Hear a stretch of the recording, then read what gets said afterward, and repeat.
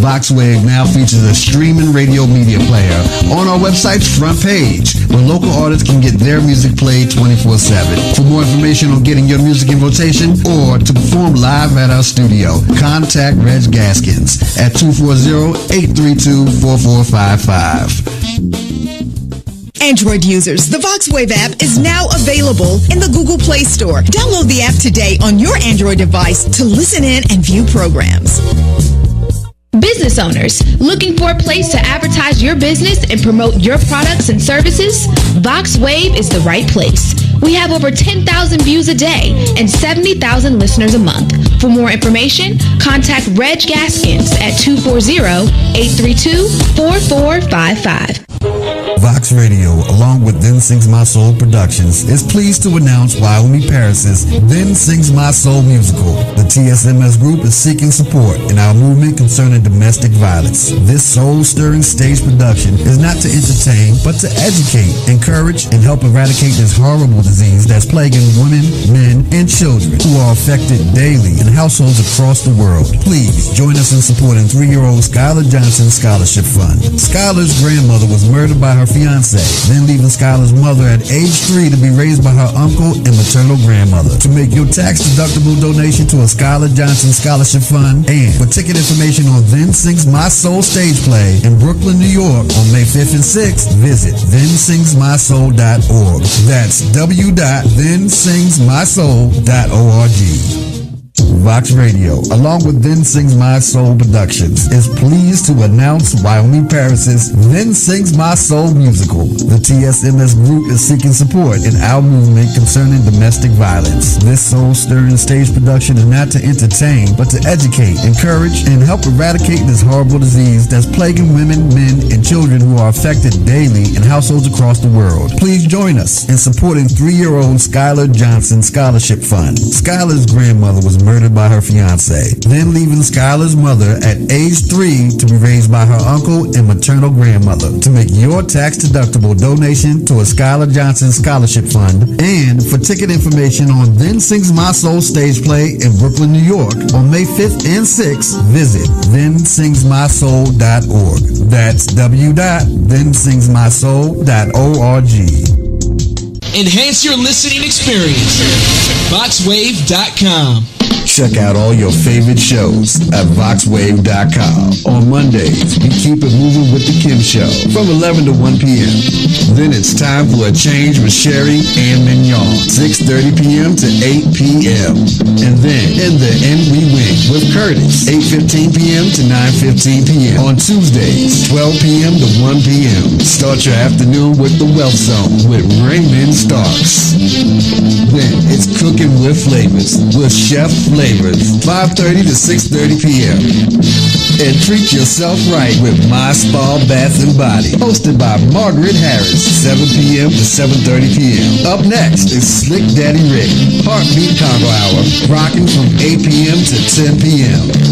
Then on Wednesdays, you can't miss Impact the World with Cheryl Woods, 12 noon to 2 p.m. And then from 6:30 to 7:30 p.m., we got Slick Talk with Oscar D and It's the Kid. Then from 8 to 9 p.m., we crank it up with Live Set Wednesdays, hosted by Reg Gaskins. And after that, 9:15 to 10:15 p.m., the BGKH Show with Dominion and Epic. And check out our Thursday lineup, starting with You, Math, and Me, hosted by George Randall, from 10 to 10:30 a.m. Then from 7 to 9 p.m., the 640 Evening Show with DJ 640. And on Fridays, we start out with Peace in the Morning Show with Darius A. Stan, co-host Delicate Daryl Barnes, and Queen of Sudabed, 9 a.m. to 10 a.m. From 10:30 to 11:30, the Hall Street Journal with Robert Hall and co-host Clarence Sanders. And after that, you know we gotta check in with Chanel's 3 Cents, 1:30 p.m. to 2:30 p.m. Up next, from 3 to 4:30 p.m., Daryl Allen Hairston II Crime Victims Foundation Show with your host, Daryl Hairston. Then, from 5 p.m. to 7 p.m. is The Rush Hour with DJ Drew and Janique. And from 9 9:15 to 11:15 p.m. You can't miss Different Mind Show with Bam 640 and DJ Andre Michael, co-host Hillary Banks. Then start out your Saturday mornings with the Hilla Blues Show, hosted by Ron Jackson. After that, 9:30 to 10:30 a.m., the Hour of Power with Reverend Winters Rogers. Then, from 11 a.m. to 12 noon, it's time for prayer, praise, and deliverance with Elder Thurman Gorman Jr. Four Sisters Live Talk, 12:30 to 2:30 p.m. Then every second Saturday, listen to Turning Dreams into Reality Talk Show with Tashika L. Green, 3 p.m. to 4 p.m. After that, from 3 to 4 p.m., we walk in newness 24/7 with Missionary Antoinette. And don't miss, from 4:30 to 6:30 p.m., news, ULM News and Analysis, information, sports, Black history, with your host, news anchor Roderick Carter Withers, 4:30 p.m. to 6:30 p.m. Then, from 6:30 to 7:30 p.m., it's time for DJ Rick, the CEO of Step Your Game Up, the Youth Project, co-hosted by DJ Main and DJ Low Hefe. And then, at 7:45 to 8:45 p.m., it's time for the Fantastic Live Show with MC Fran. And starting out on Sundays, from 10 a.m. to 11 a.m., I am Dr. Sharon Show with Dr. Sharon.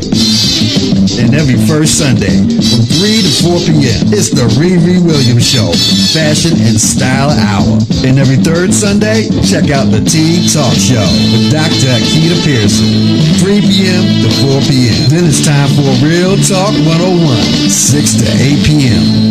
And from 8:15 to 9:15 p.m., we're tuned into the Gospel Live TV show with Glory Mello. Stay tuned to Vox Wave, where you can find all your favorite shows. The world's #1 streaming music station, VoxWave.com.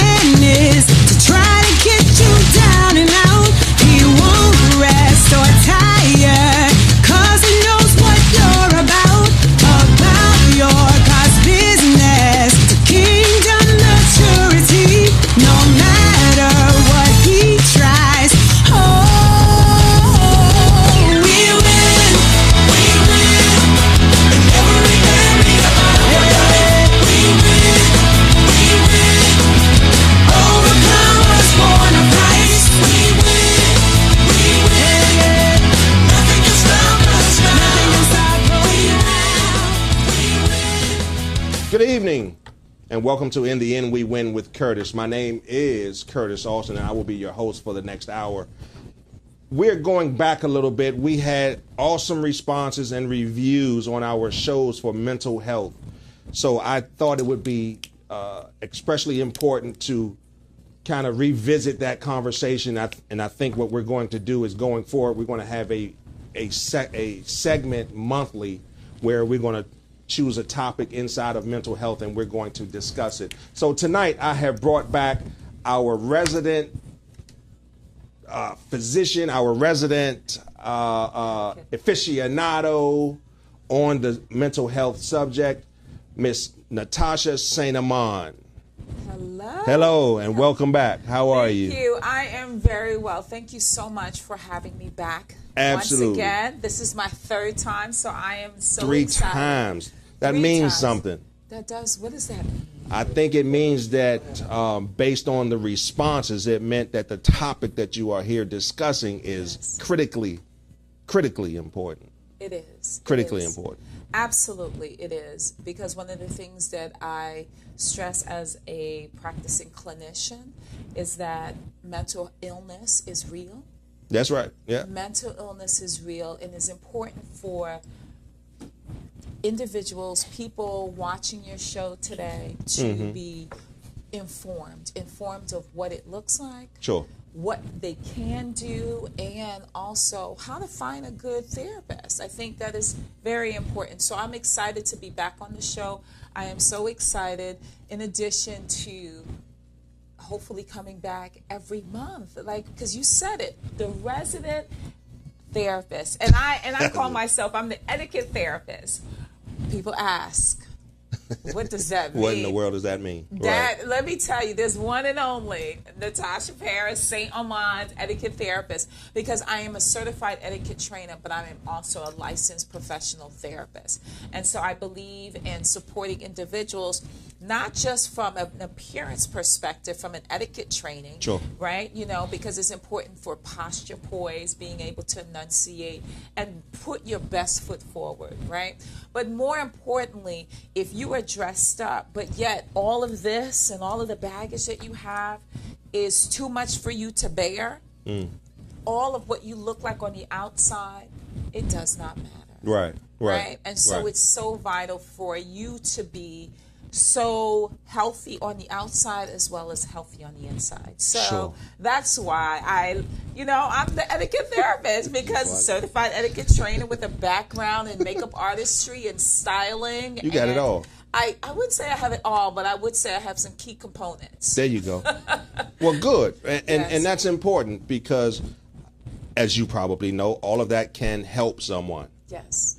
And I thought it was important to bring you back and to talk about mental health in detail over a series, because it doesn't appear that the issue is getting better. There has been some conversation about it, but what I've come to learn is that it's still taboo and borderline a sign of weakness in certain cultural communities, certain communities. And I think it's important for us to talk about this, because if someone is having these challenges Sure. and yet they feel discriminated against, or they feel that they're going to be bullied because, or if they're going to feel some kind of way if they're going to get some type of feedback from the community at large, then that means they won't go out and seek the necessary help. And so they'll just stay in their own little shell, if you will, and the issue will continue to just get worse and worse and worse. So tell us, is that something that's real? Is that taboo real? Are these things that I'm discussing really out there, this discrimination and people just bullying and finding a weakness in people who have mental health challenges? Yeah, absolutely. I mean, I think that if we look at many different areas of life, right?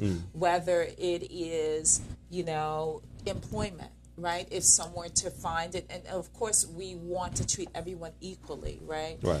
However, if you are in a position of authority and someone finds out that you are receiving mental health services, there's that thought and perception that you're not strong enough. That there's some levels of instability there, and that you're not able to really help others move along in their career, or be able to just give direction. Sure. And so, of course, there's that thought that someone who's receiving mental health services, who have been diagnosed with a mental illness, is not strong enough or able to do what it is that they need to do in order to be Absolutely. functional. Sure. And be a leader. Right. And we see that in the military, which is unfortunate, right? We see Definitely. that in the military. We see that, in the sports arenas, right? When you're talking about just sport games, someone who is deemed depressed, which is the conversation that we would like to talk about, the topic of, the diagnosis tonight, is someone who is dealing with depression and is afraid to say that right now, and I can't remember the basketball player that came out, but he had said that for a long time he had been dealing with depressive symptoms, and he at one point had some suicidal thoughts, but he was afraid to say something to his colleagues, right, his teammates, as well as his coach, because he felt that that would have him not be placed on the court, but be more seated on the bench. Right. I believe Kevin Love may be one. Okay, because I know one there were individual that came out. There were a few others who were standing up and saying, yes, this is what I'm dealing with. This is what I'm dealing with. This is real. And I am standing here as an example that this is real. 1, 2, that you need to get help, because he then eventually had no choice but to seek help. Right. Right. And also he was able to develop coping skills, and he was able to move successfully in his career because he was able to ask for help. Right. And so he stood as a model saying, if you are dealing with depressive symptoms, if you're dealing with a number of issues that are happening in your life, don't be afraid to ask for help. Sure. Right. So that's great. And it looks like we've just jumped right into our conversation tonight, but I want to kind of preface it by saying, yes, we're talking about mental health, but there are a variety, there's a myriad of diagnoses that are out there. But tonight, and over this series that I discussed earlier, we're going to tackle the diagnosis of depression. So if you would, please tell us, and as a matter of fact, I apologize, if you are interested in calling in and joining our conversation, you can do so live by calling 240-719-2560. Once again, 240-719-2560. Please dial in and do us a favor. Turn down the device that you're listening to the show on and listen strictly to your phone, because you will be live and we don't want there to be any feedback or any disturbance that's going to keep us from hearing your question or your statement or your comments, okay? So, once again, you're tuning into In the End We Win with Curtis, and we have Miss Natasha Paris St. Amand. Yes. Paris St. Amand. Thank you so much for saying my name so So, depression. Yes. What exactly is depression? Okay, so let's start with where the encyclopedia for mental illness comes from, right? What that is. Okay, so currently in 2012, right, 2012, there was a new manual which is called the DSM-5, which stands for the Diagnostic Statistical Manual of Mental Disorders. This is the Bible, as they would call it, that the therapists and psychiatrists and psychologists would go to look up diagnoses to see if someone falls into the category of a particular diagnosis. Okay.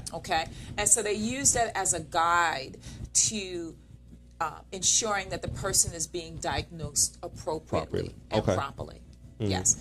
And so when you're talking about depression, which is your highlight today, we're talking about depression. Many people think of depression as just being sad, right? But again, there is a spectrum, right? A continuum spectrum, because everyone gets sad. Everyone. It's an emotional feeling, right? Everyone gets sad, they get mad, they're happy, they're jealous, whatever those feelings that you may have, right? Good days and bad days. Good days and bad days. Yeah. However, what makes someone diagnosed with depression different than someone that has not been diagnosed with depression? All right. And so one of the things that we look for as clinicians, we look at the intensity, the frequency, and we look at the duration. I'm sorry, explain intensity. Okay, yes, I was just going to do so.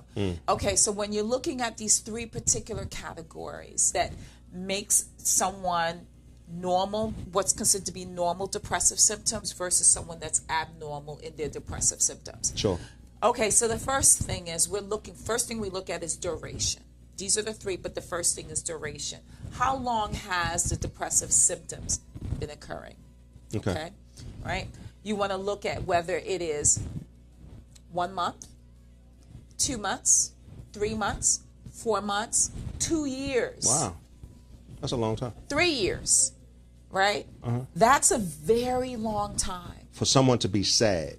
For someone to be sad. Yes.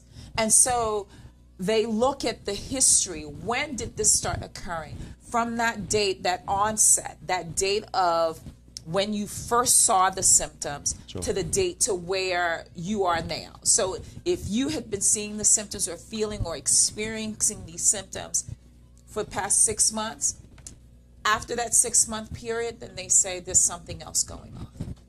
Does that make sense? So that's the duration. Sure. Okay. The frequency, how often are you sad? Are you sad every day? Are you sad twice a week? Are you sad 3 times a week? That's the level of frequency. Can there be causes to Yes. your sadness, Oh, such yeah. as a grieving a loved one's death? Absolutely, absolutely. I often say that there are triggers that causes people to go into what we call episodes. Okay. Okay. A trigger can be, and I'm going to make it very simple, what turns on and off the light. What can turn on the light could be the death of a spouse, could be a traumatic event, Sure. right? But what becomes extremely depressive is the person has been dealing with it for 6 months, a year, 2 years, 3 years, right? And we're talking about the level now of the intensity. Okay.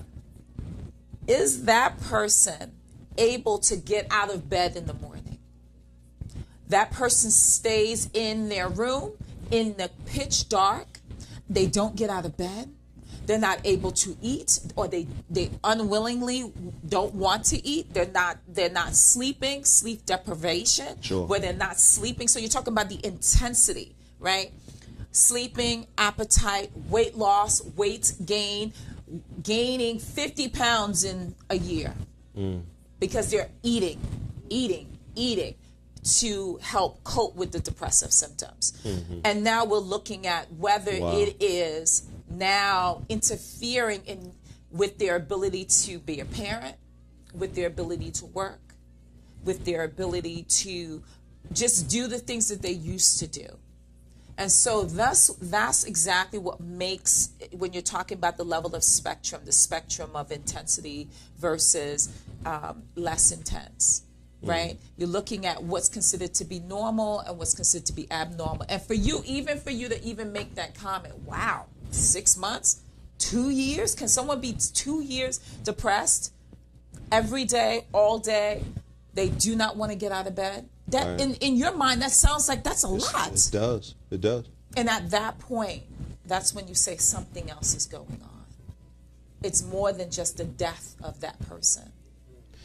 So, does that come from an imbalance in their brain? And I know there's a lot, and our show isn't going to even scratch the surface of all of the research out there and everything that relates to depression. But what actually is it? Can that trigger that you discussed actually force someone to go in a depressive state that can last for 2 years? Absolutely.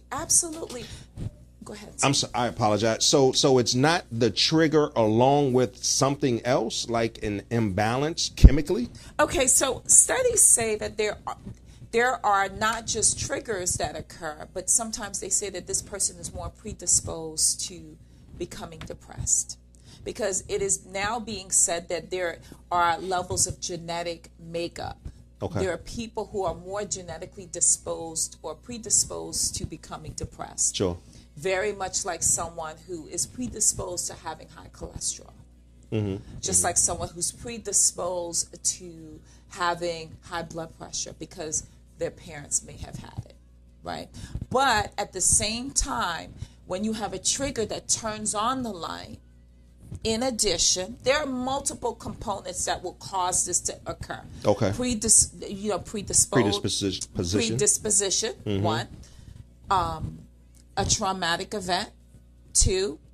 And also what is going on in that person's body, right? Chemically. Sure. Right? And then there are other things that are happening. We're talking about eating habits. Uh-oh. We're talking about how much sleep are you getting. Okay. We're also talking about exercise. So there are a number of things, and I'm a big proponent, and I know we're going into the, what can you do if you are depressed? Oftentimes when I have depressive clients of mine, I say, okay, you lack energy, let's go work out. Huh? What? What? That's I can't even. I'm so exhausted. I'm tired. I'm emotionally drained. I'm physically drained, and you're now asking me to work out? I can't possibly do that. And what I say to them is that we need to get the brain revving up again, because the brain is now slowing down. And now what you need to do is start moving again. Sure. Because what the brain does is it releases these endorphins. Sure. Which are the happy, right? The happy feelings, the happy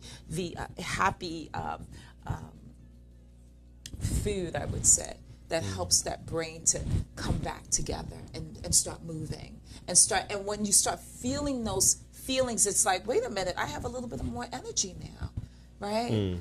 I'm feeling a little bit better. I can actually, my mind is a little more clearer. Sure. Right? And I can actually think now. And so that's one of the things that I ask my clients to do. Does that make sense? Makes perfect sense. And I'm just thinking, and we talked about this a little bit earlier.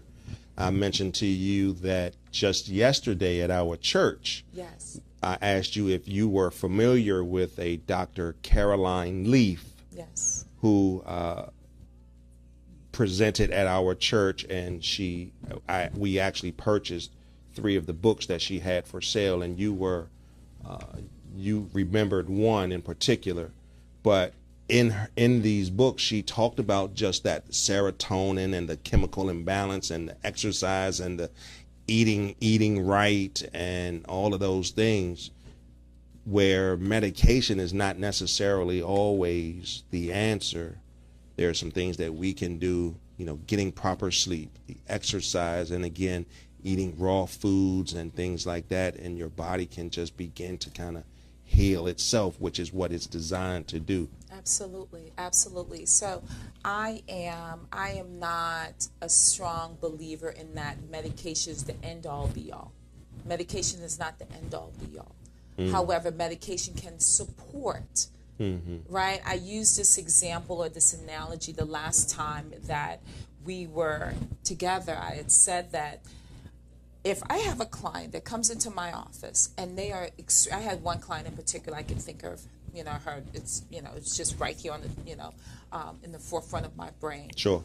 She came into my office and she was extremely depressed, extremely depressed. And I provided her with coping skills. We did talk therapy, talked about her background, her traumas, things of that nature. And so she was able to begin to verbalize what was happening. When she walked into my office, she was in a 12 feet or 12-foot hole analogy. Okay. Okay? My talk therapy, my strategic treatment planning brought her up to about 6 feet. Okay. But she still was not, she could see the light at the top of this hole. Sure. But she still was not able to jump out. Right.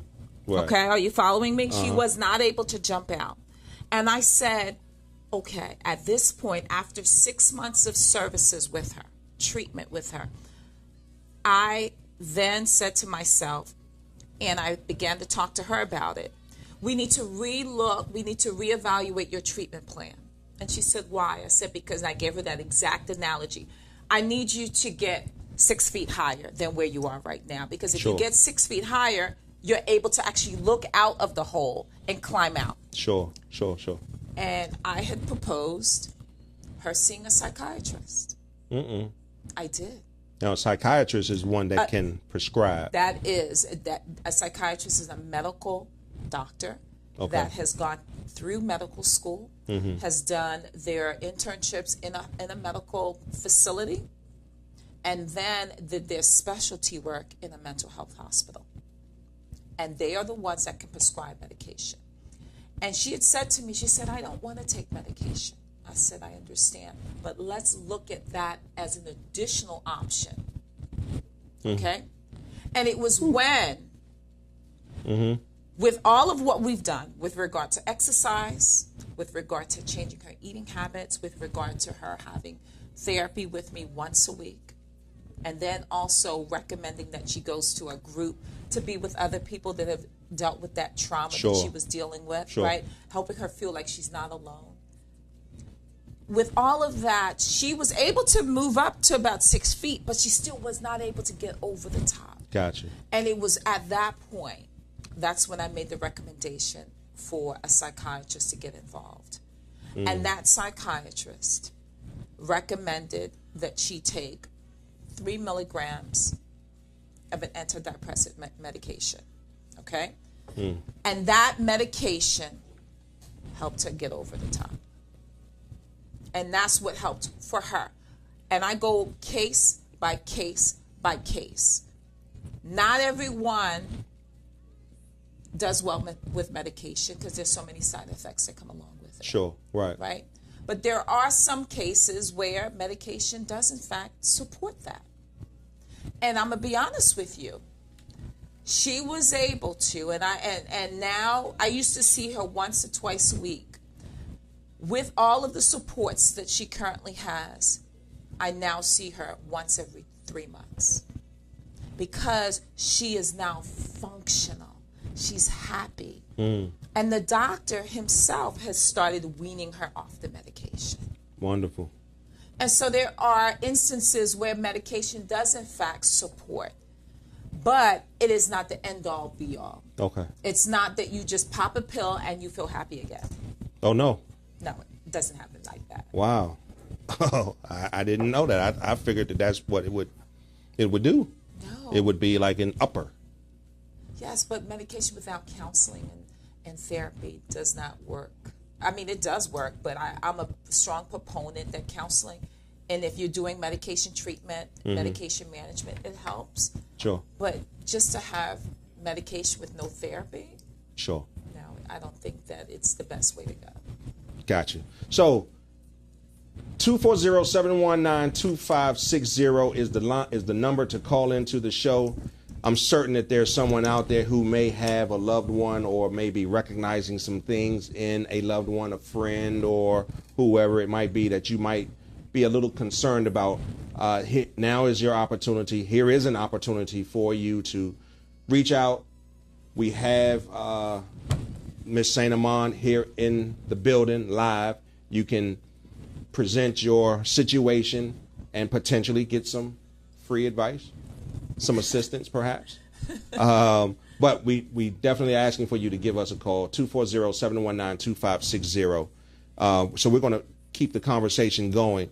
So what does that person look like when they climb out of that hole? Are they, and you mentioned functional and things like that, but are they, I don't know, is it just an outward showing of happiness? Is it just they're not closing themselves off anymore? Or what does that look like? Well, you just said it. Whatever they were doing to be depressed is now reversed. No, I'm not saying that. I'm saying that now they're able to see past the clouds. They're able to see past the darkness because now the air has cleared and they're able to see what is in front of them. What I often say with my clients and to my clients is that I am not here to give advice. That's not my job. My job is to help you develop coping skills so you can now become independent.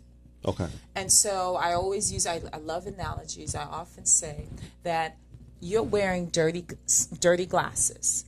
And all I am is the windshield wipers. I just help move the dirt out of the way and the mud out of the way, right? And so when someone was depressed and now is no longer depressed, they're able to get up in the morning and go to work. They're able to parent their child or their children. They're able to set goals and move forward. Sure. As opposed to staying in bed all day, crying all day, not eating all day, right? And being very withdrawn. And so these are some of the things that we look at as therapists and psychiatrists and psychologists, is that it's so vital that people become functional as opposed to dysfunctional. And that's when it becomes a problem, when they're not able to do the things that they enjoy or once enjoyed. Okay. Yes. Are there categories to depression? Yes. And what are they? Okay, so when you're talking about depression, again, as I had mentioned before about the levels of intensity. And so you have mild, moderate, and mild, moderate, and severe.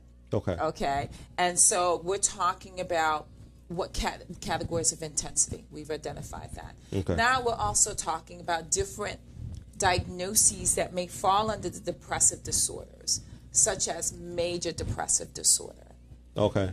And some of that looks like, a person who've had depression for a very long time and is persistent, which means that they have and this is more of the intensified. They have a difficult time really just doing what it is that they're supposed to be doing, such as working and living productive lives. They are in the house all day. They're constantly crying. They're constantly agitated. And in some cases, we'll also see people with major depressive disorder also have the characteristic or have that piece connected to psychosis. When I say psychosis, people who are also depressed may also be hearing voices. Uh-oh. Maybe also seeing things. Wow. Right? And so psychosis is seeing and hearing things that are not there. Because I remember a term that I used to hear, manic depressive. Yes. Is that a such thing? Manic depressive is very much bipolar. Yeah, they've changed the name manic depressive. It's bipolar disorder. And it's interchangeable. Okay. But they don't use the word very often, manic depressive disorder. Right. That's correct. And so people with major depressive disorder, some psychiatrists eventually over time will, based on their history, will eventually, not all, eventually diagnose them with having bipolar disorder. And it's more on the depressive side, where it's just, this is just who they are, this is what they're dealing with, and it's not something that will eventually go away. It just needs to be managed. Wow. It just needs to be managed, and you understand that point of being managed.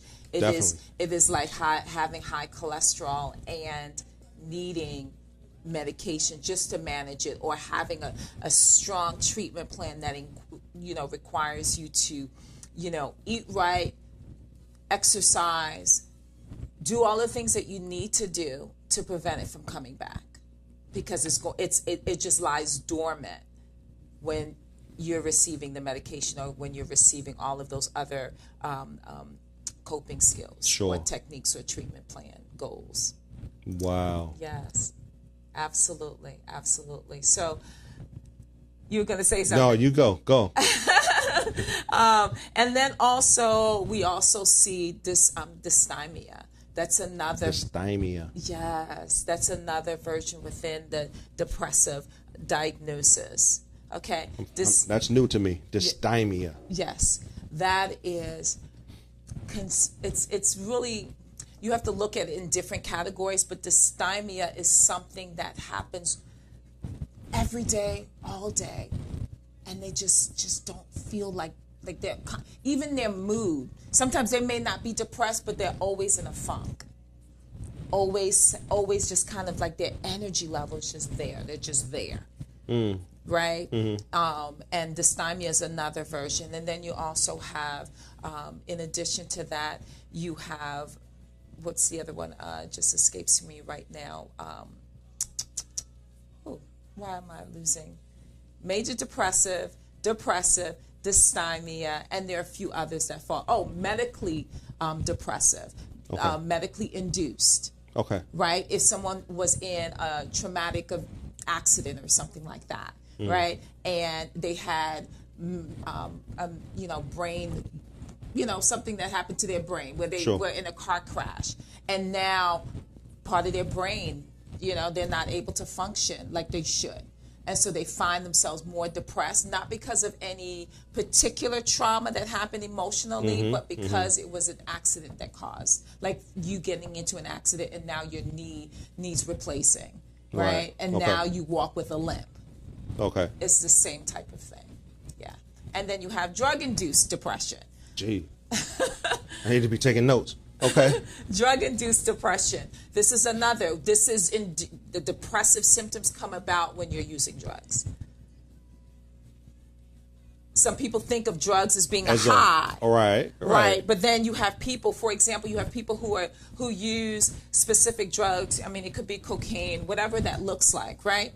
And you find that person is consistently angry. They're throwing things. They're always agitated when they're on the drugs. But when they're off of those drugs, they're normal. They're normal. Wow. And it can do the same thing, right? The person is extremely sad, extremely, agitated, always crying, and it's drug-induced because of the drugs that they're taking into their system. So what should someone do? What should I as a brother, I as a father, I as a son living in the home with a brother, a sister, or someone, and I just notice some of the things that you mentioned in him or her, do I just chalk it up as, oh, that's just her? Because I think that's what happens with a lot of people. That happens often. But I honestly believe that individuals like yourself, as a brother, and you had a sibling that was dealing with some form of depression or mental illness, in the back of your mind or in your gut, you know that something is not right. It's not just who they are, And so as a sibling and wanting to be a support system or support person to that family member, it's so vital for you to have a conversation and say to them, like, we used to always play ball together, and you used to always be very competitive, and you always had that spunk. Yeah. What happened? It seemed like the light has dimmed. And just have a conversation, because oftentimes people who are in that darkness don't see themselves in the darkness, right? Because all they see is darkness, and oftentimes they think everybody else is in the darkness with them, right? Because they're not cognizant of their own behaviors. Sure. And so having a conversation with them and saying, this is what you used to be, and this is what's happening now. This is what I see. And so that's the first step. But then you have the denial piece. There's nothing wrong with me. I don't know what you're talking about. And when you see that happens, it helps to just provide a resource to them. Sure. And again, oftentimes family members choose to ignore or choose to say that person choose to. Uh-oh. Because again, it's voluntarily their decision to support. Reason why I say that is because family members do not often want to be associated or say that they have a family member. That's that stigma. It's that stigma associated with someone that is dealing with such a thing. Because then it says two things. One, something's wrong with your family. And it gets people to now look, what's going on in your family? Right? Two, oh my goodness, if he has it, what are the chances that I might have it too? And so when I say they choose to ignore, it's because they eventually, okay, I'm going to give an example. If there were trauma that took place in a household, and I'm going to go there with molestation, everyone knew that there was someone being molested in that household. Right. But people chose to ignore it. And if they chose to ignore it, then it goes away. It never happened. But when you admit that someone is dealing with the trauma, the symptoms as a result of a molestation, then you admit that it actually took place. And that is their level of coping. Does that make sense? Because it helps them pretend it never happened. So if you admit that someone is dealing with that situation or had dealt with that situation and now is having symptoms as a result of that situation, Right. then you're saying, yeah, geez, it really did happen. Daddy did do that. Uncle did do that. And I think he did it to me too, and I don't want to admit it. Wow. Pretty deep. It can be. Yes. It definitely can be. Absolutely. Absolutely. So there is definitely the stigma, but it's also, if I ignore it, then it never happened. Why does it seem to me that this terminology is so much more prevalent today than 10 years ago? I think that media, the internet, has made this world a lot smaller. I've said this to you before. The internet has made the world a lot smaller. Yeah. I agree with that. It has. Because things that were talked about in smaller homes. Other people didn't know about it. Now people are posting information. And it Sure. seems like people are, oh my God, it's coming out of nowhere. It's all over the place. The internet, it's happening in the media, it's all over, right? Now people are becoming more aware because people are communicating more. And they're communicating at the speed of like this. The information is being shared really quickly, and Sure. other people are feeling the courage enough to admit that it's happening. Sure. And so other people are saying, this happened to me too. So it's not that it's more, it's just that people are more willing to share. They're less embarrassed about it because they're noticing that they're not the only one. Right. Yes. Does that answer your question? It does. It does. And it makes sense. It makes sense. However, it's just the piece that I put together today, if I can recall the number, 493 million Americans, or some number in that ballpark, is dealing with some form of a mental health challenge. Does that sound about right? It sounds about right, but I think also there are more stressors, I believe, more stressors happening in the world today, right? People are working longer hours. People are not able to retire and enjoy retirement, right? I say that to say that there are people who, the stress of, I don't have enough money to retire. I don't have enough money to send my children to college because it's so expensive. Not just financial stress, but you also have lots of other stressors outside of finances. You have, families that, there's a lot of stresses within the family, right? So you have family stress, right? In addition to not just family stress, you have a lot of jobs, employment stress. Sure. Employment stress. And so I think that people are just feeling the backlash of all of the stressors, and most of those people, I would say, is actually a lot more that's documented. But there are lots of people walking around who have not been diagnosed. Right? They sense that something is wrong, but they're just choosing to keep pushing through it. Do you see it culminating at some point? Coming to a proverbial head, and then we really start tackling it and correcting this epidemic, if we will? But I think that the fact that it's out there, right, and people are more aware of it. I mean, they have Mental Illness Month that happened this past month. Right. Right? Because it's happening and it's so frequent, and the levels of intensity to the point where people are going out and killing one another, right? And going into schools, like we talked about on our last show. Sure. Right, going into schools and taking out people, right? Which is very sad and very disheartening. But I do believe, because of the insight of what we see and what we know now, I think that because we know more, we're more willing to do more. I believe people are more willing to talk about it, even though there's a stigma attached. I've heard women on many occasions say, you know, not just Caucasian women, but many African American women who are saying, I have my therapist on speed dial. Oh, really?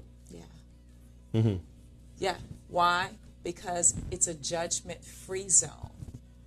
I can talk about what's happening. I can relieve these baggages, and I can leave it there and still function. I thought you was going to say because she's quick to fly off the handle, and she needs to have that quick access to have someone calm her down.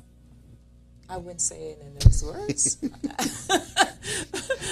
But I would say that because people want help. I believe people are more willing to seek help because it's out there in the media that so many people are dealing with it, right? And so coming to a head and exploding, I don't know, but I do believe that because it's being talked about more, resources are being provided more. The demand is there. Gotcha.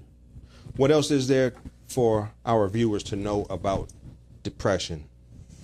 With regard to depression, I'm going to say this, is that if you feel that you've been diagnosed with depression, or you feel that you're dealing with depressive symptoms, what do you do? The first thing that you need to do is you really need to seek help, need to seek support, whether it is your pastor, whether it is a doctor, whether it is just seeking a therapist. And people often ask me, what do you look for in a therapist? And I say, just like you look for a doctor who is experienced, who has the background, has gone to school, right, for that specific area of specialty. Sure. Right? You want to look for someone that's qualified and credentialed, right? 1. 2, you also want to look for someone that you really have a good relationship. Just straight off the bat, that person makes you feel very comfortable. Okay. Right? So you really want to establish or see yourself establishing a rapport with that person. Right? The third thing that you want to look for is you want to look for an individual that really understands you as a person, right? And I say to people all the time, like I had a client just 2 days ago. She was seeking services, and she said to me, you know, I would love to just have someone that will give me advice and just give me direction and tell me what to do. I said, oh, that's not what you should be looking for. You don't want someone to give you advice. If you want advice, go to your girlfriends. Because they'll give you advice, warranted good or not. Bad. Good or bad, whether you want it or not. Girl, this is what I think you should do. Even before you even say, can you give me? They'll tell you what they think you should do. That's a good point. And that may not be what you want to do deep down inside. Okay. So a therapist, their job is not to give advice. Their job is to help you hear yourself think out loud. Help you hear yourself think out loud. Yes. Because help you hear yourself. Because when you're in your head, all you have is just you. Right? And you're saying these things in your head, and it sounds good to you. But Right. when you think out loud, say it out loud, it sounds different. Especially when you have someone repeat what you just said. It changes everything. Did I really say that? Did I really say that I want to go back to someone who continues to mentally and emotionally abuse me? Right? Yeah. Does that make sense? Makes sense. So, and so a therapist's position is to get you to hear yourself. And also give you a different perspective. This is what your life looks like now. And this is what your life can potentially look like if you've decided not to take that route. Sure. If you take this route, this is what your life might potentially look like. Give you a different perspective and just really put the mirror in front of you. Gotcha. Yeah. Wow. So you want to look for a therapist that's not going to be your friend, but that's going to continuously show you who you are. Just show you the mirror. That is a good therapist. Now, what about money and finances? Financing a visit to a therapist. Are there organizations out there where someone can get that free, or does it come through health insurance? Or Well, there are many ways and many forms of financial support you can receive if you are in need of therapy or mental health services. And we had that phone number the last time, right? Yes. If you are in need of resources, and we can make sure that that information is disseminated. But one of the things that we want to know is that there are many free clinics in the district, across the DMV, and across the country, right, for individuals who are dealing with some form of mental illness and they don't have the finances to pay for it, to fund that expense, because it becomes another expense. Sure. Okay? So you have from free to sliding scales, which is based on your financial income. If the income that you're bringing in on a monthly basis, they can determine how much you will pay once you go in, right? So they can say to one person, pay $10 for every visit, versus someone else pay $50, depending on their financial ability situation. And Sure. situation, absolutely. And then, of course, you have many insurance companies that it's on the back of their card, and almost every insurance company, on the back of your card, it will say for customer service, for medical, and then on right under that, it will say for mental health services. Oh. And you call that number, and you can be connected to a provider that's within your network. Sure.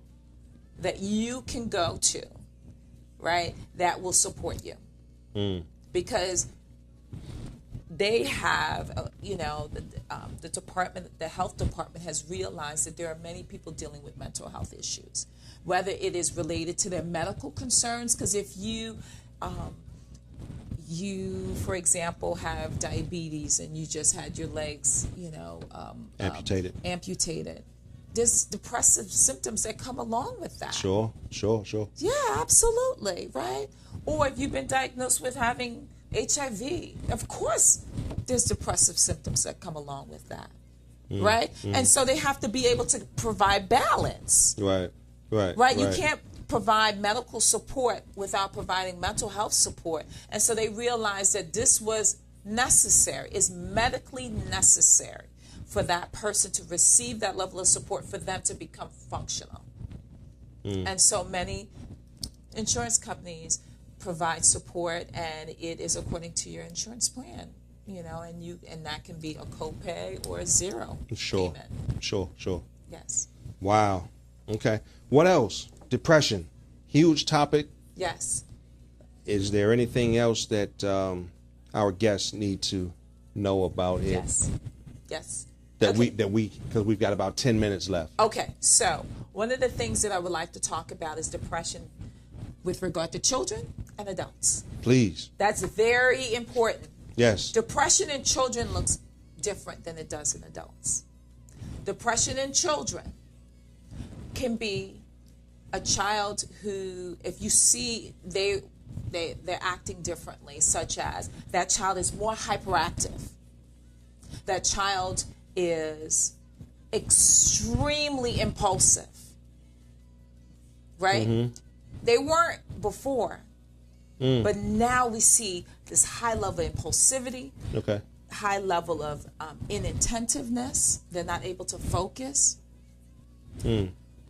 High level of hyperactivity. They're extremely energetic. They're jumping off things, jumping off tables, and they didn't do this before. And of course, academic grades, they have gone from an A to a D and an F, right? They may not be sleeping long hours like an adult. Sure. Right? Their appetite may still be okay, but their behaviors have changed. Okay. And oftentimes that gets confused with, oh, he now or she now has ADHD. Mm-hmm. What has happened to that child to make things change? And then when you find out the child had witnessed someone getting murdered in front of them, or both parents have passed away, mm-hmm. or they've been bullied consistently at school. Right? Okay. So it's not in all cases, but in many cases, depression looks very different than it does in adults. Sure. Yes. So can it just come about like that in a child? Just seeing something and they not knowing how to communicate what they saw, or they don't have a person to communicate it. They act out in this strange way now. They're a lot more hyper, if you will, and active, and yes, it can. Just they're little people. They're little people, and they have feelings. And very much like what you just said, they do not have the ability to verbalize what is happening to them because they're trying to make sense of it. Mm-hmm. They don't know these different feelings that have come about. They don't know what's happening to them. So they act out. Sure. They're more defiant, more oppositional. Mm-hmm. Right? And so with that, we have to really understand it's a light switch. It can't come on. Right. Right? And I started my career, like I had said to your audience, the first time that I was here, that I started my career as a play therapist. Yes. Yes, at Bellevue Hospital in New York In City. New York. Yes. And in that hospital, I learned some remarkable things from some great individuals who were well known in the area of play therapy. And you saw children that came in who had dealt with trauma, severe trauma, and did not have the ability to say, this is what's happening to me, right? But their behaviors had changed. And so in the play therapy, we were able to, in the sandbox, using dolls, using artwork, had that child verbalize what was happening on paper through play as well. Very strong work there. Strong work, and to see the change, once you see that the child is really able to put it all on paper, put it all on in play, then you see the behaviors, the negative behaviors start to dissipate. It's very strong work if you know what you're doing. Absolutely. Wow. Yes. And so with regard to depression and in this topic, I say to people that if you feel different, if you feel like you have an inability or hard time getting out of bed, if you find that you're doing more eating or less eating, if you are having thoughts of hurting yourself, please say something. Please call 911. Please. Because this is serious. We need to take this seriously because it is real. And it doesn't just go away. Because the more you put it under the rug, it just is a little monster that's under the rug. You see it moving, but you can't tell what it is. And so it's important to believe that this is real and there's enough support in the DMV area, as well as wherever you are, that will assist you. You just made me think of something. So Yes, sir. Don't put it under the rug. It's like a little monster that's under there. Right. So does it grow? Do the symptoms get worse, or do they just remain there and that person, that individual, is just constantly nagged by that particular issue? Well, I don't want to say there's no blanket statement or blanket answer for that because everyone is different. Right. Right. It can grow. Grow. So when you say grow, what do you mean? The intensity and the intensity, the duration, the durations. Okay. Right? The frequency. Okay. Right. Makes sense. It can increase. Sure. Right? Because it's a for example, I always go to the medical terms because people understand that. If they can physically see it, right, then there's a level of understanding. right? If your finger was cut and it was cut really bad and it needed stitches, would you honestly put a Band-Aid on it? No. No. What would you do? Go to the doctor. My point exactly. And get it stitched. I'd put a Band-Aid on it. But would it really? Until I saw that it was still continuing to bleed, and then I would. Yeah. It's exactly the same thing. Right. It's the same thing. If there's major trauma that has happened and you are having a hard time dealing with it, this is something that requires stitching. Right? That's good. For you to actually heal. Because what causes the finger to heal? Once it's stitched, it starts to heal. Sure. Because your body is not able. If you get a scrape, right? You know, God. I always tell my children, God blesses us with His natural Band-Aid, right? Because it's you get a scab on it, right? And it heals pretty quickly. Right. Exactly. But if you have a deep cut, a scab is not going to do it. Correct. It needs assistance in order for that scab to come on. Correct. Right. Same thing with mental illness. You like that analogy? That was good. Yes. That's good. Yeah. That's good. It makes sense. Yeah. And I usually go to the medical, using medical terms. And I often say that people are more likely to understand that a lot faster when it comes to that as opposed to mental illness. Sure. And so mental illness is real. And if there is someone that you know that is dealing with mental illness, please support them the best way you know how. And now, with this day and age, you can just Google mental health facilities in your area. Absolutely. And call them. Sure. Find out what the fee is. If it's free, if you're a Medicaid participant, right? Most Medicaid, providers, that's a free service. Gotcha. Yeah, absolutely. And if you yourself is dealing with it, please do not be afraid to ask for help, because that might be your last time, because I've heard of people having mental illness and trying to deal with it themselves to the point where they actually said, I can't take it anymore, and they've killed themselves and were successful. Wow. Oh, wow. I hate to use the word successful in the same term. I understand. Same sentence of kill yourself, but they were successful in making sure that took place. Wow. And that's the extreme. That's the extreme, absolutely. That we're trying to avoid. Absolutely. Right. So we need to make sure that everyone and all of your viewers know that this is real and that there is help and there are resources available to support them in their darkness. So, unfortunately, an hour has come and gone. That was quick. It always is. Oh I tell you, gosh. this topic, we didn't take a break, and that's We sure did take a break. Interesting. I didn't have a makeup break.